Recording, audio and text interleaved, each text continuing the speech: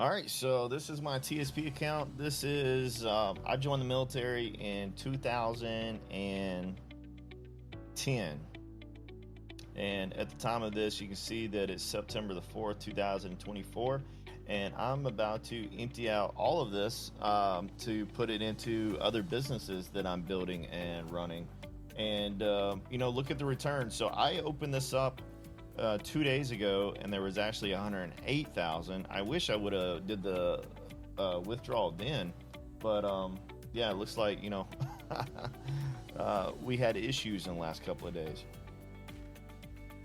So let's go over this. Let's look at what we're doing. So TSP, we're talking 2010 to now, so that's 14 years of investing. And I was an air traffic controller for 13 years, and out of that, I contributed anywhere between 5 and 12% of my paycheck. Sometimes I went as high as 18% to max it out. And then my employer contributed like another 5% match, which would be the federal government, for many of those years, at least 6 of those years. It was a match. In the military, I can't remember if we had a match in the military or not, but I know I did with the Federal Aviation Administration. So yeah, I mean, you look at the money that has been invested and setting here, like, it's not much money at all. Like, this is I make a lot more than this a year in my investments. So let's look at investment details, and we can see that I've got C fund and I fund. These over over long periods of time, these have the best return. You can see fund return of a 16% here and 9% here, almost 10. Future investment, I don't know what all this is, but this again isn't good returns year to date. So let's see, your own date range, last calendar year, last 12 months. Okay, so here's the last 12 months.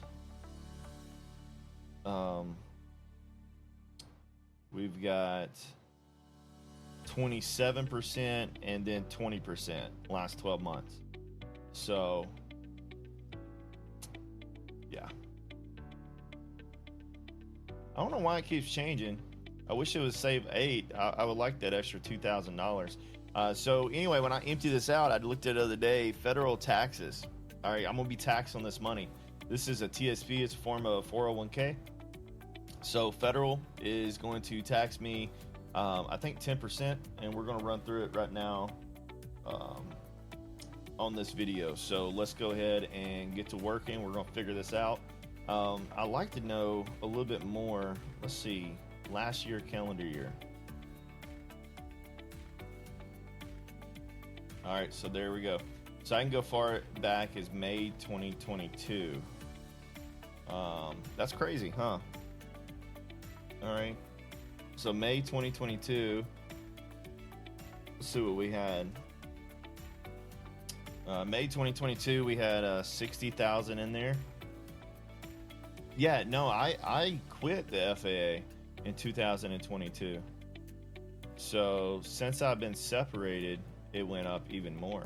2022, 60,000 to 2024, it doubled by investing in the C fund and I fund here. I mean, over the last 2 years, it looks like it's had quite a bit of growth here. Yep. But either way, we're gonna go ahead and get rid of this. Let's go ahead and download the investment. And it says change investment strategy. I'm about to make a big change in my investment strategy.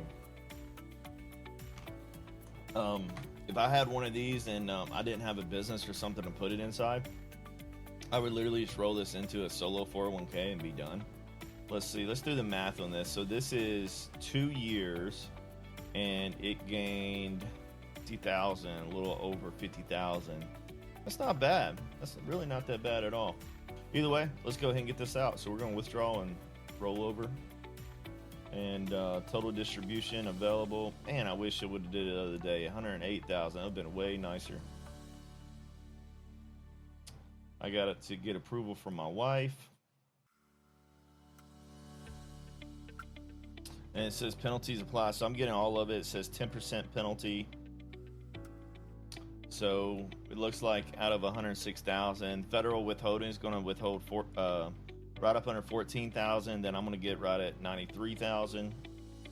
And then, you know, I think there's another probably 10% tax on that money. And I think there might be a penalty on that too. So I'm going to pull 20% here. So I get 92,000 on my calculator. I'm going to multiply that by 0.8. And that's going to leave me with 74,000. So out of 106,000, I'm going to be able to keep 74,000 to put back into my business. So, you know, I guess the big question is why do I have to pay $30,000 of my own money to taxes? Right? Money that, you know, should be used to support my family, support my wealth and growth.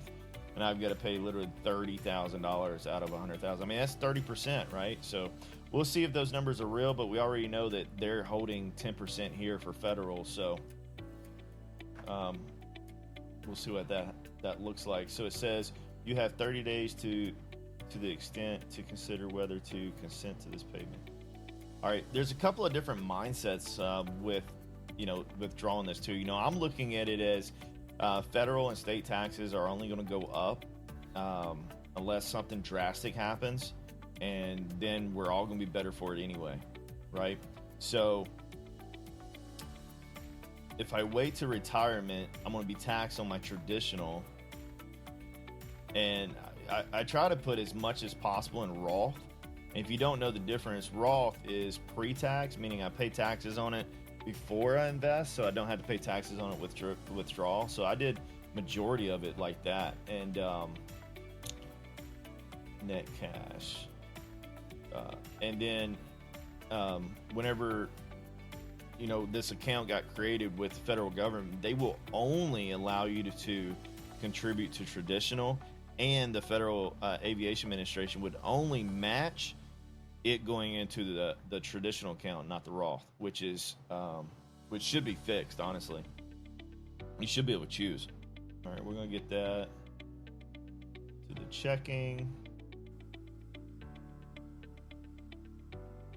Okay, so we're gonna come back to this video because I just added this bank account like 2 days ago, so it's not gonna let me withdraw it.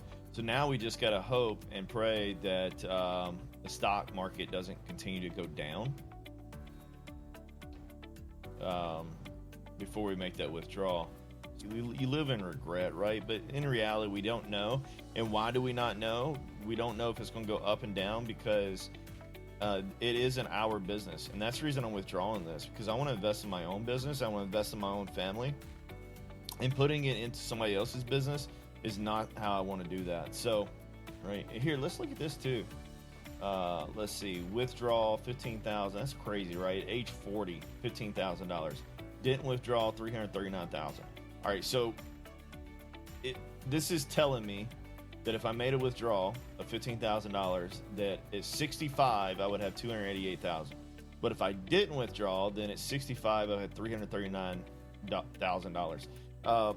This is sad, right? I mean, this is the American dream that we're all sold.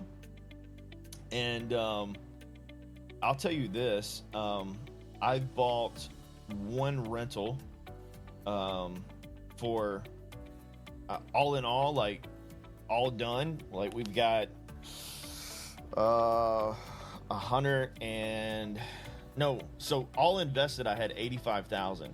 However, right now in today's time, it'll appraise for a little over 180,000.